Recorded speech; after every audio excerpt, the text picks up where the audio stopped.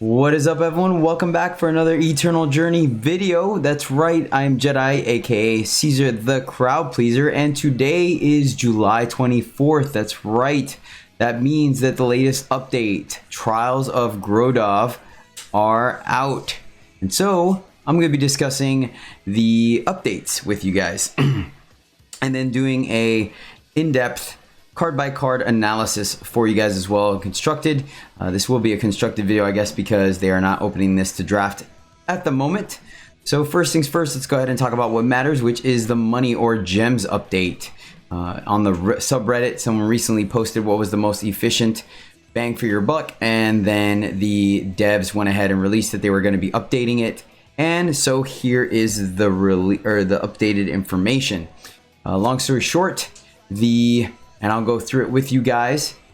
If you buy directly from Direwolf, so you exit in-game client as well as Steam and go to the Direwolf website, you will get the savings or whatever, since you're giving all the money directly to Direwolf, the cut that they would have given to Steam instead is returned to you via additional draft tickets and stuff like that. So let's go into it. First off, the $19.99 or $20 gem product will get upgraded by 100 gems, and you will be losing the draft ticket, right? So that one's pretty straightforward. You're getting 100 extra gems and no longer a draft ticket. And for the sake of monetary purposes, let's go ahead and count draft tickets as 500 gems because that is what they are in game. So we will count that for the other rewards. Next up is the $34.99 or $35 one. This one has been adjusted from 4,000 gems to 4,300 gems and will only include one bonus draft ticket for a total of 4,800 gems. If we count that, that gives us a conversion rate of 137.14 for your gems per dollar, right? So you're making a little bit of money back on that one, so that's good. Next up, we have the $60 one, which was upgraded from 7,000 gems to 7,500 gems, and will include two draft tickets, which once again, for the purpose of analysis and mathematics, we will count as 500 apiece, so 1,000.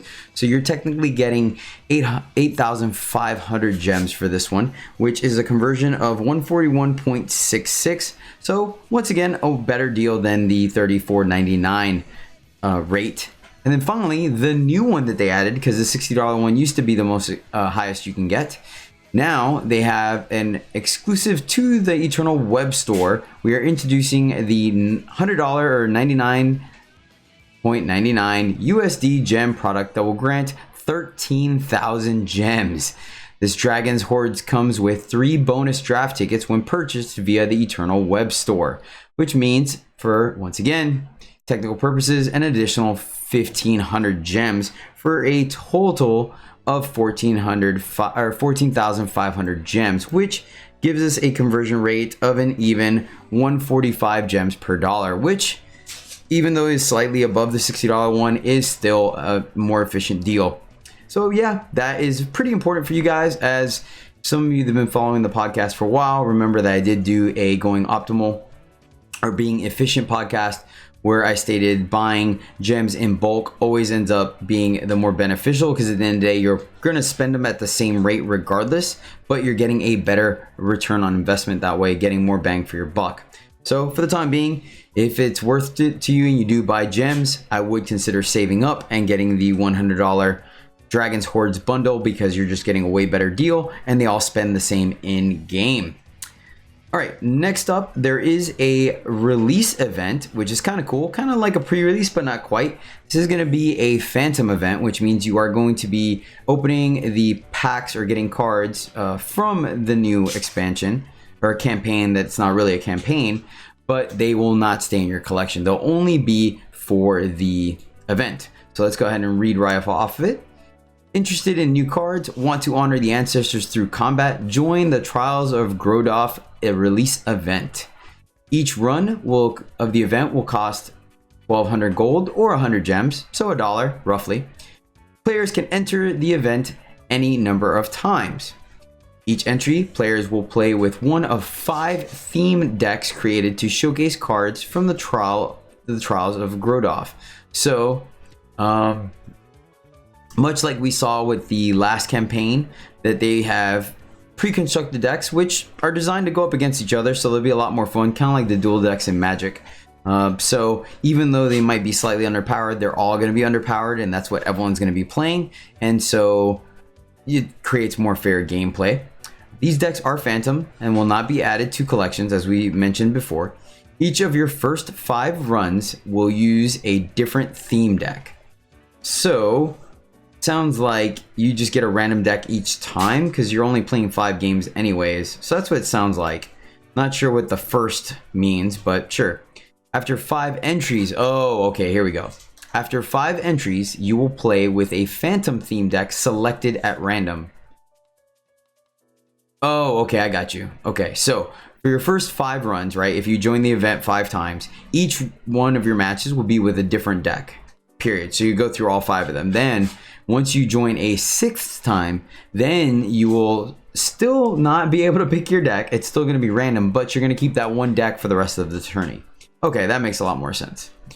Players will play 5 games, win or lose, so Swiss, no matter what, that's nice, and earn prizes for each win. There's no leaderboard for this event. Players do not keep the Phantom theme deck contents, and all prize packs are from Dark Frontier. Okay, so because it is a pseudo campaign, we aren't going to be winning the cards. It's pretty much just a way to play with them. And of course, you guys can see on screen the reward prize. So if you just straight up lose every game, you get 1 pack of Dark Frontier. So not bad. 100 gems gets you a pack. That's right on par. If you win 1 game, you get 1 pack and 1 silver chest. So you're up a little bit. 2 games gives you 2 packs, a silver chest, and a premium common. 3 wins gets you 2 packs, 1 silver chest, and 1 premium uncommon. 4 wins gets you 2 packs, 1 silver chest, and 1 premium rare. And finally, 5 wins, going 5-0, gives you 3 packs, 1 silver chest, and a premium rare. So an additional pack for that final win. The premium rare does seem nice. At the very least, you can stone it for a regular rare. So that is a thing. It would have been nice if they threw in a legendary, but maybe they're expecting more people to get 5 wins than not. Overall, seems like a fun event to worth trying to kind of play a new format. You know what I mean? If you're kind of tired of what's going on.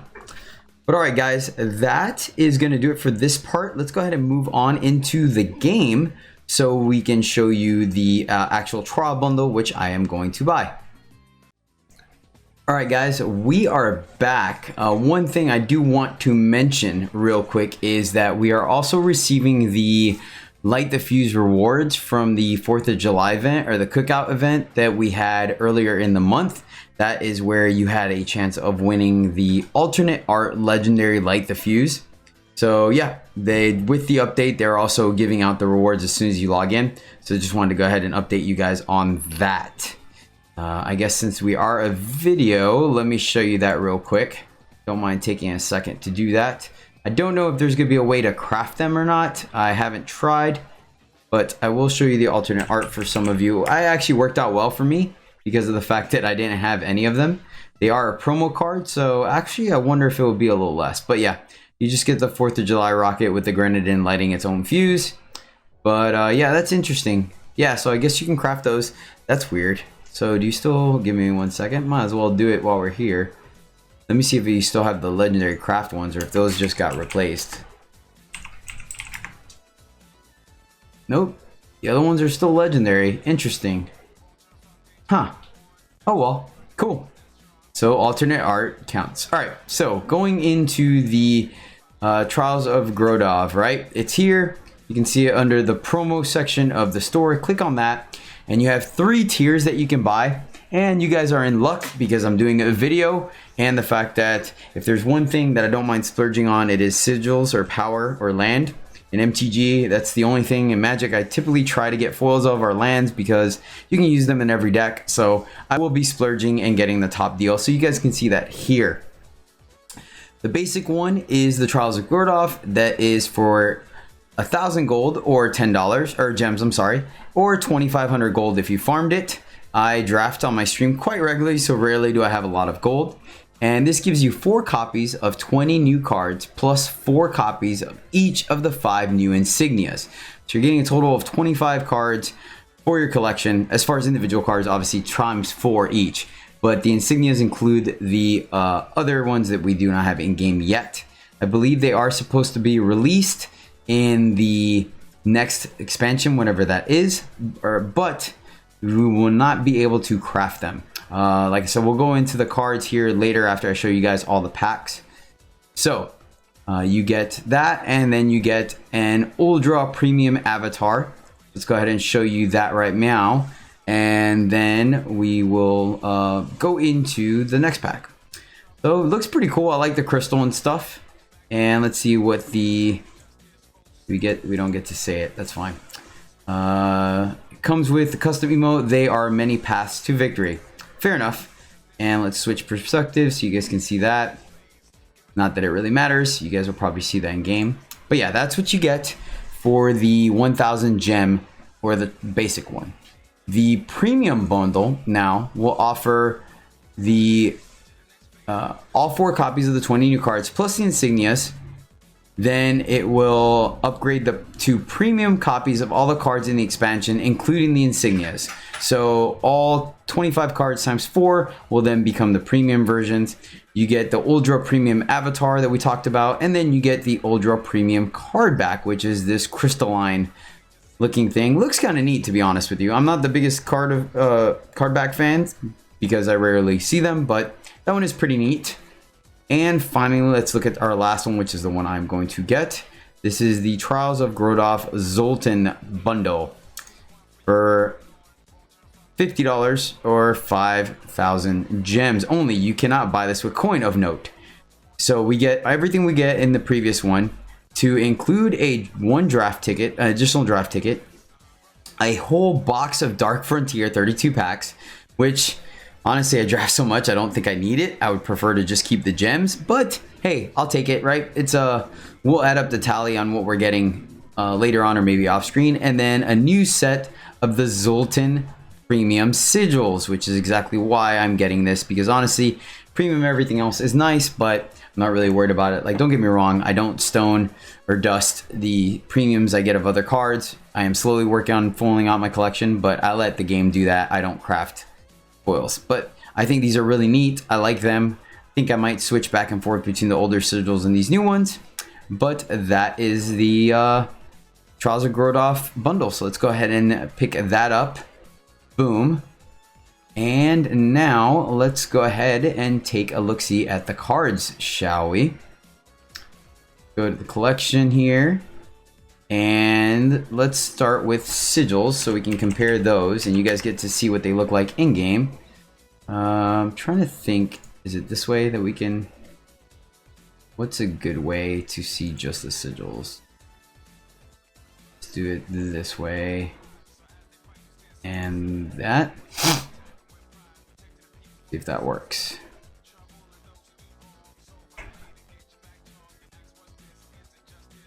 Sorry guys, I'm trying to figure out there we go. I knew I'd get it. Okay, so there they are side by side. You guys can hopefully see them on the screen. Let me scoot this over just a little bit so my icon's not in the way. And yeah, I think these are pretty neat. Honestly, I like them both. I feel I like how they're kind of dipped in lava, if you will, just because of the background is kind of... See, if you look at the originals, the background is solidified for the most part. I mean, here we have the sand bleeding and stuff like that. But here they kind of seem like they're floating in a pool. The artwork makes them look more stonish, a little more rough around the edges, like they were chiseled. That's kind of neat. And they seem to have the same level of shine, actually, if you look at them side by side. So all you're really doing is getting new artwork on the actual icon of it, but still, I like them. I'm not disappointed in them. Let me know in the comments below what you guys think, if you're getting them, or if not, I'd like to hear about it. Definitely let me know on Twitter. Okay, guys, so that does that. Let's go ahead and start looking at... Ooh, I really do like the Primal one. Looks pretty awesome. All right, let's go ahead and load up the cards from Trials. Oh, I didn't notice the scimitar. That's pretty cool. And sure, we'll keep the premium ones. Okay, So right off the bat, we have the 5 sigils, the new ones. The ones that you are getting are Argentport, Shadow Justice, Xenon Insignia, which is Time Shadow, Elysian, Time Primal, Skycrag, Primal Fire, and Volcano Fire Justice. I'll be honest with you, as far as artwork goes, they're kind of medium. Not really super stoked about them, but I guess at the end of the day, they're power, and it works. Okay. Let me get... What do I have to do to reset? Let's reset. And then put these back on. Here and here. Alright, there we go. Alright, guys. So let's go on our card by card basis. We're getting 20 new cards, so I don't expect this to be extremely long. But we will go down the line one by one. These include some spoilers, but I wanted to wait till we got all of them to go over it. So first up, we have Yeti Pioneer. This is a Yeti Explorer for 2 red. It is a 3/2. It has Reckless. Okay, so kind of aggressive. When Yeti Pioneer attacks, you get 1 power this turn. Okay, so essentially it can ramp you from 3 to 4. So that's a thing. It's going to ramp you. Really simple. It has Reckless, so there's no way around it. Looks like a little furry Indiana Jones, but not too bad. Okay, I could see some value in that. The aggressive decks may want it. Skipping up power up to 4 can allow you to play slightly stronger cards, or maybe even play a 3-drop and leave up Torch, or use Torch pre-combat to keep this guy alive so you get that power next. So I can see this doing some things. I'm not the biggest fan of units with Reckless because of the fact that there comes a point in the game where there might be a chance in the game where you don't want them to attack and they're forced to, and if you draw them late when your opponent's stabilized, you really have to be careful when you play them, or they just get stranded in your hand. So I'm kind of medium on cards with Reckless. That being said though, I could see a world where you play this on 2, you play a 1-drop, play this on 2, on 3 you torch their whatever they have, or permafrost whatever they have, pre-combat, you attack with this, you get your 3rd power back, and you play your 3-drop. You know what I mean? And then your 1 and 2, your 1-drop and this guy get in there. So it's not too bad. I think it might see some play. Maybe not though. The 2-drop slot is highly contested in aggro decks. So we will see. But that being said, I mean, it is a common, so I'm not surprised not to see it. Next up, we have our legendary, which I believe might be the signature card of the set. I'm not 100% sure. It is just the artwork they've been using for all the promos. So we have Aika. Aika sounds about right. Aika Whirling Death. She is a 1/1 Oni for 4 red, Berserk, and double damage. Okay, all right, that's pretty good stats. Let's see our keywords. Let's see what else I got. Ultimate, pay 8. Granted, I will say that 4 for a 1/1. It's not very exciting, but the Berserk and double damage does help. Next, we have Ultimate, like I said. Pay 8 to play a 5/5 Deep Forge Plate with Endurance and Overwhelm on Aika. I just said, yeah, Aika. There you go, on Aika. I'll be honest with you guys. I don't think Aika is gonna see play. Paying 4 for a 1-drop or a 1/1 just is way too vulnerable. Way too vulnerable to me. You know what I mean? And the fact that she costs 4 means that you're going to be hard pressed to play her and then play some weapon on top of her to take advantage of things. And then, yes, don't get me wrong, constructed games do make it to 8. After all, we are seeing things like Ikaria, Chains, Pit of Lanaka, Svetya, Lonely Oreen. So, like, we do get to 8, but I mean, your opponent can see this coming. You know what I mean? Yeah, I think she's a cool card, but I just don't see her seeing play. I do like the way they modified. I don't know if they've done this before or not. I don't think they have, because as you can see with my Rizon back here, they didn't do. It's the same shape, but they added a little metal bracer. So I like that. But yeah, I don't think Aika is gonna make it. All right, next up, guys, we have Hunter Shot. Hunter's Shot is a slow spell at rare for 4 red. Artwork looks pretty cool. Deal 4 damage to an enemy. Okay, 4 damage for 4 damage seems fair. It says an enemy, so you can also go face with it. Onslaught, create a Hellhound with charge and put it on the top of your deck.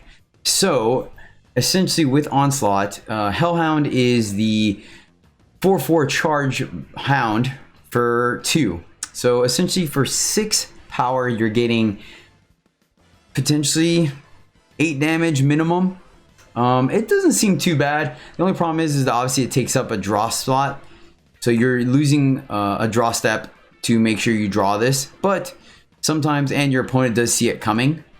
But the fact that on an open board you can go face, and on a stacked board, you know, or stalled board stay or whatever, you can get a relevant blocker out of the way, attack with your guys, and the next turn get another relevant blocker or attacker that could potentially attack through whatever they have left to block.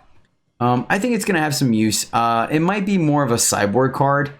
Like I said, the fact that it does take up a draw step to get your 4/4 is a little annoying. I would be fine with it putting it in your hand, but I also understand that you could, you know, at 6 power, play this, get something out of the way. Oh, no, never mind. Because you have to have the Onslaught to get the charge. So, yeah, putting it in, so putting it in your hand, I think I would still like. Because you can't take advantage of the charge.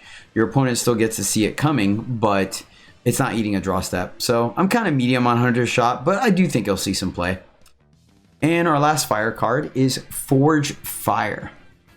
This is a slow spell uncommon for 5 and a red. Give one of your weapons +3/+3. Its wielder deals 3 damage to an enemy. So +3/+3 worth of stats, +3 damage from your unit specifically. So if it has deadly, if it will automatically kill a unit. If it has lifesteal, you will gain the life. So that is kind of relevant. At 5 though, there's so many things, better things you could be doing at 5 with Goda, with Rizon, with Highwayman. I feel like the 5 slot is going to be highly contested, and this just doesn't do enough. Maybe as a market card for a low aggressive Rakano or Skycrag deck, where you could pull this out of the market, pump up maybe like your Crunch or your Rakano champion, deal 3 damage to get a blocker out of the way and get in there. But you also have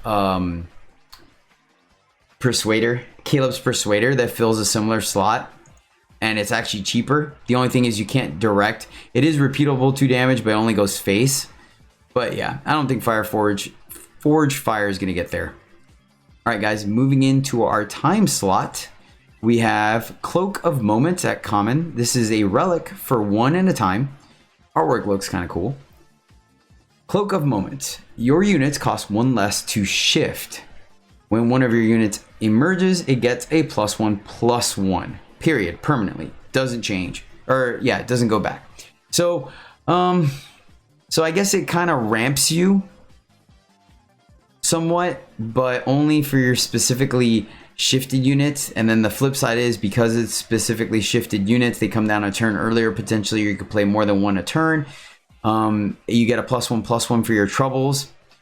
Yeah, I get it, it's a common, but I don't think it's strong enough for constructed. I feel like you might as well just play the relic, the regular one that's a 2-drop that gives you 1 power for all your units. You can't play this on turn 1, so that is the thing, but what are you gonna do? Fill your deck with shifted units, and now also you're giving your opponent, you know, 2 turns to prepare for them. I could see it steamrolling or snowballing some value, but I don't think it's enough. And then what are you gonna do when you draw this late game? You know what I mean? Like, you're gonna play your 3-cost shifted unit to wait 3 more turns just to get the +1/+1. So yeah, I'm kind of off of it. Next up, we have Borderlands Trail Cutter at rare. This is a 2/2 rogue for 2 at a time. When one of your units becomes shifted, it emerges 1 turn sooner. All right, that actually, now we're talking, because now you're getting a 2/2 at face value, right? Baseline, it's a 2/2 for 2, which is serviceable. Then if you shift something before or after it, they come down a turn sooner. So you can play this. I'm not sure the way mechanics work. I'll have to get back to you guys on that. But I'm wondering if it's on 1 tick mark left and you play Borderland Trail Cutter, if it gets rid or if it emerges or not. I'm not really sure about that. Oh, becomes shifted. Okay, so it doesn't work for units before it. It only works for units after it. Okay, fair enough.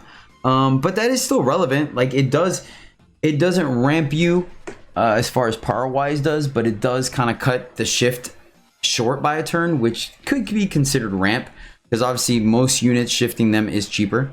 The additional line of text says pay 5 to draw a card. If it has shift, play it and shift it. Oh wow. See, now we're talking. So pay 5 and draw a card is just fine. It's serviceable. We've seen this on other cards and it's worked. It's a little clunky, but not that much. We can make it work. Granted, this is upside on a 2/2 for 2. So sometimes it will die. Then when you draw it late game, you have 7 power. You can immediately play this card and get your card back.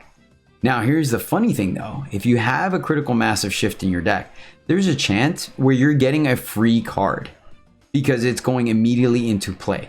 Yes, there are times where you're going to be paying more than the shifted cost, but you're still putting a card directly into play off the top of your deck, almost giving it a warp, so to speak. The flip side to that is depending on what you have in your deck shifted, you can actually get discounts. Like for example, let's use the common Tremor Shocker. It is a 6 cost unit. You can put this into play even if it is shifted for 5 off the top of your deck that you didn't have, and it comes out a turn sooner. Now you start talking about, I'll have to look, but you know, any cards that the Zulta, I forgot what it's called now, but it's the green one that while it's shifted, anytime only one unit attacks, it gets a +1/+1. So you can whip that out early. This card I think is actually hit like deceptively good. I think the fact that a lot of times it's just going to be a 2/2 for 2 that might ramp one of your or speed up one of your shifted cards, right? But the fact that it has late game potential in a stalled board state means that it's going to end up being of value. So I do actually like Trail Cutter.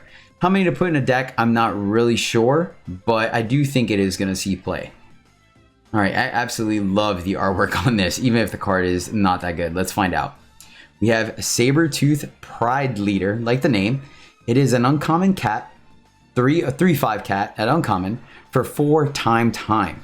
That is ambush, which I actually like this body on ambush a lot because it means it's very rarely going to trade and instead just going to eat a unit. And summon, kill an enemy relic, or you gain 3 life. Huh. All right, so this card actually has the potential of being a 2-for-1. Even a 3-for-1 actually. When you really think about it, if they have to use a removal spell to kill it. So picture a world where your opponent attacks, right? It's your turn 4. It could be their turn 3 or their turn 5. They attack, or I guess their turn 4 or their turn 5. They attack with a 3/3 or, you know, something. This guy can crash in and block and eat up a lot of things. And depending on the... Very rarely do I see you getting the kill an enemy relic early in the game. You know what I mean? But maybe so. I can see it. Let's say, for example, you're going up against Combray, right? You pass a turn. They played their core, Eternity Core. They attack with, whatchamacallit? The Master Humility. Excuse me. You rush this in. You block that. You destroy their relic. And now you have a 3/5 sit in the board that they have to get off. That's huge. The potential for blowouts here is great. It is 4. So it's going to be a little hard to disguise it unless it's not highly played, and then people aren't going to be playing around it. Like for example, in draft, people do with High Alert. They're always on the lookout. Okay, they didn't do anything on their turn 4. Do they have High Alert? You know, but think about how many times people watch the Desert Ambusher, right? The 2/2, the now 2/2 Combray guy that has ambush and silence, right? Plus, you can always just play this to gain life against an aggressive deck, or destroy a relic end of turn and bring it in. I do think this might actually be more of a market card, I think, just because I could see this being a really big hoser to aggressive decks now that I look at it. I think it's less about the kill an enemy relic and more about gaining the 3 life and having a 3/5 blocker, which is huge. So you can trade for like the Skycrag Champion of Fury, I believe. Trade for that easily because it's a 2/4, and then still gain 3 life on top of that. Of note, it does say an enemy relic, so I'm pretty sure it does not hit curses, so it's not a way to break like permafrost or does Avergraph work actually? Maybe. Could also break, I think Avergraph does remain a relic, but I don't think it breaks curses. Alright guys, yeah, Pride Leader seems okay. I think it might see a little fringe play. And our final time card is Nash, Desert Prince. Looks like Sinbad. I like the sword though, super clean. This is a 6/6 warrior at legendary for 6 time. At the start of your turn, play a 1/1 Arana. Wait, yeah, Arana, whatever, with killer, which is I believe just a 1/1 bug. Let me double check. I guess a 1/1 insect, but yep. And then put each unit with flying on the bottom of its owner's deck. All right, so this card is going to see play. As long as Rakana Valkyries is a thing or Huru Flyers is a thing, this card is going to see play because it just completely hoses that deck. Like putting all your best units on the bottom of their deck, and right now Eternal has no way of shuffling, means that it could just completely hose those decks. So yeah, Nash is definitely going to see play. Alright guys, with that is time. So let's move on to Justice. For our first Justice card, which the artwork looks amazing. It's subtle, but I really like it. Anywho, this is Etched Armor. This is a +0/+3 weapon at uncommon. It is for 3 green, and summon, wielder gets Aegis. Alright, so slightly watered down, what is it, Aegis Armament or the wings, you know I'm talking about, +2/+4 Aegis and flying. Yeah, I think because of that, this is just not going to see play. I think it would be a little bit better if it drew a card or something like that. Granted, obviously it can't be reacted to because that's just the way that weapons work, so maybe and then the +3 health does make it a little bit harder to kill as well, but I just don't see it quite being a thing. Yeah, I think Etched Armor is nah. Alright, next up, moving right along to the common slot, we have Tribe Craftsman. This is a 3/2 Oni at common once again for 3 and a green. Oni ally, so when there's another ally or another Oni in play, or you play one after this, play a Justice Sigil from your deck depleted. So kind of a pseudo Hojin effect, just maybe a little easier, maybe a little harder to make happen, and obviously it is at 3 instead of 2. That being said, if you could play a kind of like a Rakano deck, I guess, so you have, oh yeah, you have Oni Ronin, or not Oni Ronin, Oni Samurai at 1. So you can play this guy on 3 and then it ramps you up to 5 next turn. That could be a thing. It might have some stuff going on. It could see play, it could not. I'm not really sure. I guess it just depends on how deep down the Oni rabbit hole people want to go. But yeah, I could see this just having the insequential, or I don't know what's the word I'm looking for now, I'll be honest with you guys. The ramp could make this guy playable, honestly. And I mean, it's attached to a relevant body, so though it does not have lifesteal. Alright, let's move on, guys, to our legendary. This is Yisha. Yisha. See, our word looks kind of cool. The Equalizer. Yisha? I think it's Yisha. Sorry, I'm Latin, so I always want to turn I's into E's. Yisha the Equalizer is a 5/5 soldier at legendary for 4 green. Okay, we like that. When you play a unit or weapon, its armor, its attack and health or armor becomes the higher of the 2. So it's that Spire effect. Order of the Spire, I believe it is, or Spire of the Order or something like that. So for example, if you guys play the 0/7 3-costed Minotaur, it becomes actually a 7/7 for 3, which is really good, but obviously that's best case scenario.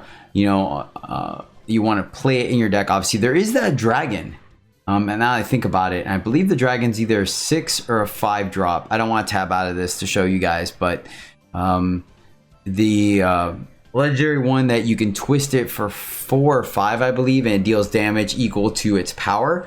So I think it's like a 2/6. So if you play it, it becomes a 6/6. So you twist it once, it deals 7 damage for 5. That seems pretty darn good. So that could be a thing, and it is Rakana color, so one leads into another. Don't really know if you're gonna be playing this or not. I guess this actually combos really well with not Sidoti, but a Millie. You play this on 4, and then a Millie becomes an 8/8 flyer that spits out. Oh man, yeah. All right, you already had me at a 5/5 or a 5/5 for 4, but the fact that this combo is really well with a card I already like in the form of a Millie. Oh yeah, we're doing it. I like it. Let me see what's another like off balance card that would work well. I can't think of one that's really top heavy or bottom heavy. Ooh, it works well with Combre if you go with Psychalis. Psychalis becomes a 5/5 charging trample. Yeah. The only problem is they share the 4 slot, so that is a thing, but still, that's pretty good. Yeah, I think Isha's gonna see some play. I think she's pretty powerful. We might actually do a brew video around her. All right, next up we have Oni Combatant. This is a 4/4 Oni at rare for 5 green. Artwork's kind of medium. I mean, it's clean. I dig it. It's funny how her axes look like her horns and horns look like axes, like very sharp edges and whatnot, and big. Anywho, when you summon Oni Combatant, give 2 of your other Onis wielding weapons +4/+4 while you have Oni Combatant. So, bottom base level, you get a 4/4 for 5, which is just not what you're looking for, especially in Justice. So yeah, I'm off of it on that. Best case scenario, give 2 of your other. So I wonder if it kind of has the magic wording where it's like up to 2, if that makes sense. So best case scenario, I'll go over. I got ahead of myself a little bit. So best case scenario, you have 2 other Oni in play, both wielding weapons, and then you add 12 power and health worth of stats onto the board for 5 power. That is ridiculous, right? And 8 of it has haste, or charge rather. That seems really good, but once again, that's best case scenario. And now mid case is that you only have 1 unit that's an Oni that's wielding a weapon, and so you play this and play a 4/4. And it is while you have Oni Combatant. So if you attack with your 2 big guys and then they kill your Oni Combatant and block your guys, they would immediately lose the +4/+4. Yeah, it just seems like way too high of a setup cost and way too vulnerable of a thing, or fragile of a combo. So yeah, I'm off of Combatant. I don't think it's gonna do it. Let's see. Moving right along, we're at Primal. Primal has Battlefield Instigator. This is a 2/1 Serpent Warrior at 2 and a blue. It has flying. Okay, 2/1 flyer for 2 seems good. Onslaught, give another one of your units Berserk. All right, not bad, not bad. I don't think it's a big player, but it gives you something to do early game. You'll just play it as a 2-drop that can get in there with evasion, and late game you can buff one of your units to deal some surprise damage. So I like it. I think it's fine. Of note, it is Onslaught, which means you're gonna give the unit Berserk after combat, so that your opponent will have a whole turn to deal with it. That actually might give it a little less of a grade. Yeah, I don't think it's gonna see play because of that. The fact that it's an Onslaught trigger means it's after the fact, and a lot of players were going to have slightly better 2-drops than this, so yeah. Next up we have Blood Hunt, which is a slow spell at common for 2 and a blue. The artwork looks super cool. I wonder if that guy knows he's about to get eaten or not, or if he's like ambushing the dinosaur instead. Give one of your units Killer and Scout. Alright, seems fine. Yeah, it just seems like a fine card. Not gonna get too into it. The fact that it Scouts makes it a little bit better, and then now Primal has like a killer edition that it didn't have. Time typically had that. Or, yeah, so it's fine. Moving, adjusting the color pie just a little bit. I mean, don't get me wrong, Primal has killer. It's just now I think this is the first time it gets on a spell, if I remember correctly. Next up we have Prey Finder. This is the 2/4 Elf Explorer rare for 3 and a blue. And when one of your units makes a killer attack, draw a card. All right, that seems good.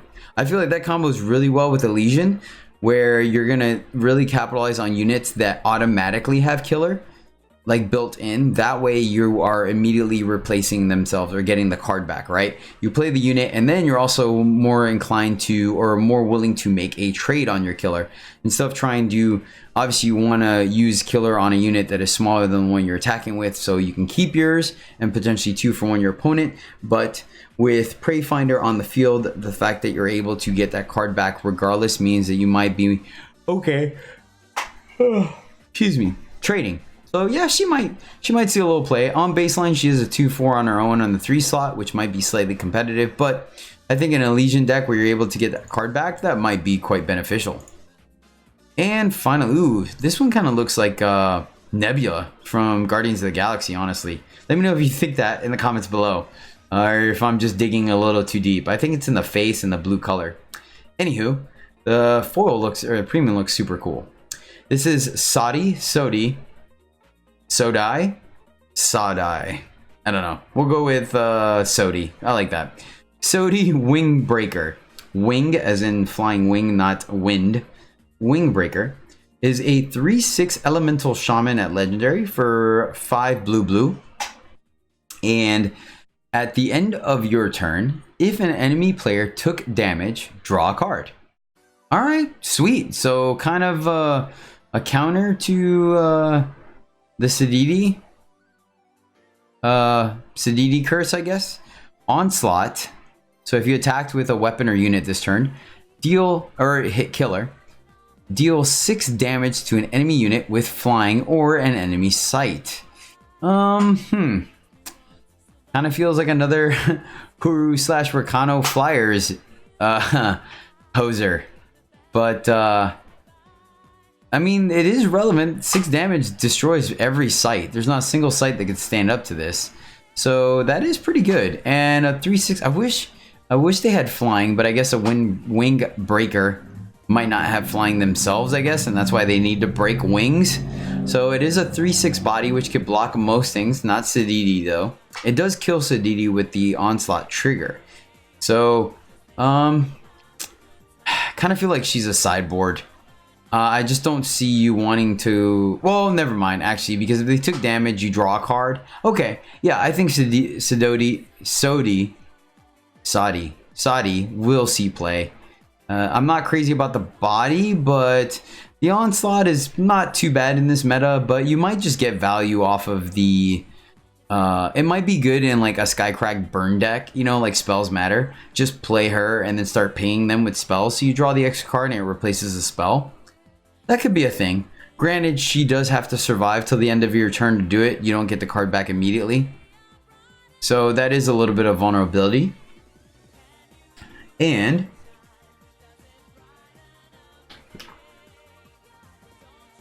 sorry guys, getting a little bit of water. Finally brings us to Shadow. Last set of cards. This is Distilled Venom, one of our spoiler cards. It is a common curse for 1 in a Shadow. When you twist one of your units, the cursed unit gets -1 health instead of the unit you twisted. I think this card might see play. I think it depends. It's going to be comboed obviously within a color. We are seeing Thornquill see play. We are seeing Tokov see play. What's another twist card they'll see play? Man, some of these cards would for sure see play if they were in limited, but unless Direwolf decides to shake up the draft format and put these in the curated packs, we're just not going to see them. But I'm trying to think of what else is twisted and constructed. I don't think there is anything. So it's a shame because I think this card might actually have some value to it. I really do. The fact that you can keep your unit around, twist until they kill this, and then keep twisting it past that, so you get 2 sets of twist off of your unit. Or, I think there's some serious value to be had there, especially if you could put this on something that dies either instantly or after 2 twists. I feel like you're doing pretty well. Like, twisting is something you want to be doing, and then you're getting to kill something for only 1 power. I think it's quite relevant. So That being said, like I said, only thinking off the top of my head 2 different units that are seeing play right now that could be twisted makes me feel like, yeah, you probably won't see Distilled Venom in the ladder. Next up is Debtor's Shackles. This is a +3/+2 weapon at uncommon for 5 Shadow. When a unit goes to the enemy void, it gets void bound. All right, so that's kind of nice, right? It stops reoccurring shenanigans. We don't have to worry about uneven-handed golem or even-handed golem, but this does give you the it does help against like wind chest decks, for example, that want to token of ambition their vision. Oh, what is it called now? Insignia, emblem, no, the tricolor thing. Oh, I can't believe it escapes me now. It's not token. Tokens are the coins. What is the module thing? Oh, that's gonna bug me now. I hope it comes back to me before the end of this. I know everyone watching this video now is screaming at me what it is. I cannot believe I'm drawing a blank on it right now. It is of ambition, I know that much, but I can't remember. It's not sigil, it's not token, it's not sign. Emblem, nope. Yeah, I'm drawing a blank on it. Well, let me know in the comments down below how loud you were yelling at me because you remembered and I didn't. So display, yes, there we go. Display of ambition. It does shut that down. And wait a minute, it just says when it goes to a void, so it actually stops Reanimator as well. Oh wow, yeah, Direwolf definitely doesn't want you playing combo. That's crazy. And infiltrate, kill an enemy unit. Okay, so it kind of combos off with the Desperado type thing. So with the Desperado, you will get to kill 2 enemy units. So this card's not bad. It has some value. It being 5 though does mean it's a little slow to work against like the combo deck. But like I said, it could host wind chest decks or other decks that are trying to recur stuff with Dark Return, with the Umbran and things like that. I think it's sideboard card or market card if anything. Next up, we have Frontier Surveyor, which that's kind of funny. They're on a hang glider flying and drawing a map. Interesting. That must be some talent. But all right, guys, this one is a 3/3 Explorer at rare for 5 Shadow yet again. It has flying and summon your unit with twist, get a +1/+1. They may twist 1 time this turn for free. Oh, wow. Okay. Yeah, I kind of feel honestly that might be a little bit of enough of a reward or payback to be worth the extra cost on the top end for minimal stats. So baseline, let's say a 3/3 flyer for 3 is what we're looking at if it's a rare. So you're paying 2 to be able to twist.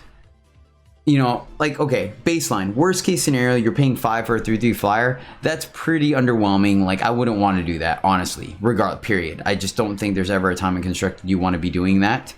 Midline, you have 1 other twist unit and you get your benefit out of that. Like twisting Tokos for free and ramping you could be a thing. You know, 5 taking you up to 6 or 7 the next turn. If you have another sigil, could be a thing. Opens up the door to some of your bigger units to include in this color combination Azendel. So maybe. Best case scenario, let's say you just went all out and have 3 different units that can twist. Now you're super happy about it because you're paying 2 power for 3, you know, probably potential like 6 or 7 power worth of twisting value. So that might be a little beneficial. So I could see the upside to this. That being said, if you see play, probably be a 1 or 2 of, maybe a market card. I just don't see a deck wanting to run 5 of or 4 of unless, or a full play set unless there is a dedicated, this is the twist deck, you know, that emerges from this format. All right, guys, down to our last card, which is legendary and the I guess not the namesake, but the front runner, I guess. Not even the face of the, I don't know. The avatar card. Anyways, it is Uldra Veil Ripper. Yeah, it's not Vile, it's Veil. Veil Ripper, so I guess showing people the truth. This is a 7/5 Radiant at legendary for 6 Shadow. Artwork looks pretty decent. I think I would have liked a little more animation to it, but such is life, can't get it all. Summon play 3 units with shift from your void and shift them. So that is some insane value. This card right there is already awesome. You're okay on the stats. 7.5 for 6 is not great. It's okay. It having no keywords is a little bit of a bummer as far as the attack goes, but the fact that you can get up to 3 different units back for free is awesome. Like, let's say, I mean, this is even better than Dark Return, because Dark Return just puts them in your hand. But even in that scenario, let's say you get 3 units back. So Dark Return is 1 power apiece. So you're paying 3 power for a 7.5. Yeah. And then Entomb, play 3 units with shift from your void and shift them. Oh my god. This card has so much value built into it. You know, obviously best case scenario, you play this, you get 3 units back. You wait 2 turns till they merge, you know, or you wait, you leave Uldra just back on D. They attack, they do some stuff. You attack with all your guys. They start blocking, they start killing them. And then you start to attack with Uldra again. They have to block it or do something because it's 7 damage. They can't just take that to the face. They kill Uldra and you get those 3 cards back. Like, that's insane value. Insane value you're getting. But once again, best case scenario, worst case scenario, you're not going to play this if you can't get back at least 1 unit. Let's just be honest, guys. Like, that's just the truth of it. I think typically you would like to capitalize on some static abilities. Things that, like, hey, all your units get X. Like, for example, the Shifter, or even the 2-3 that people are playing in some kind of Argent Port combo deck where you get really powerful weapon back for reweave. Things like that. That's where you really make your money back with this guy. Oh, excuse me. Where just bringing the unit back into play shifted gives you added value. And so, yeah, I think Uldra Veil Ripper is going to see some play. I think he's solid. It is going to make people play some cards that might, you know, that are shifted, a little shift centric more than they would. But, you know, there's Devotee of Sands. There's, like I said, the 2-3 that see some value already. So you'll be able to get a little bit of value off of some stuff. Maybe we start to see that uncommon cycle from the limited set where when they're shifted, they give a bonus to another unit. I could see that. You combo this with Feln. This guy comes into play. He gets back the saddleback. That now gives him flying. So he's a 7/5. There might be a combo where you bring that back, and there you go, guys. There's the combo right there. You play the 2 uncommon guys that plus stats to something when they're shifted. You get them, you play them early, they die. You play Uldra, you get the lifesteal one and the flying one back.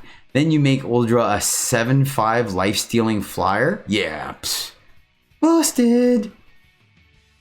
So yeah, guys, that's a good way to end this. Let me just double check real quick. Yep, that's all of it. So those are all 24 cards that we got in the Trials of Grodov. Yeah, Trials of Grodov. Sorry, guys, I'm really bad with names. Expansion or campaign or whatever they're calling it. I hope you guys enjoyed this video. If you did, you can catch me streaming live every Sunday, Monday, Tuesday mornings at twitch.tv/Jedi_EJ with the link below. Let me know. Come hang out. Let me know if you bought the campaign, if you bought the premium new sigils, how you were liking it, what cards you're brewing with. You can let me know in the comments below if you like as well. I definitely read those and appreciate it. And then you can follow me on Twitter or at EJthePodcast and let me know whenever new videos like this are posted. So make sure you guys hit that subscribe button, click the alert bell so you're notified when new videos come up. And until next time, happy gaming.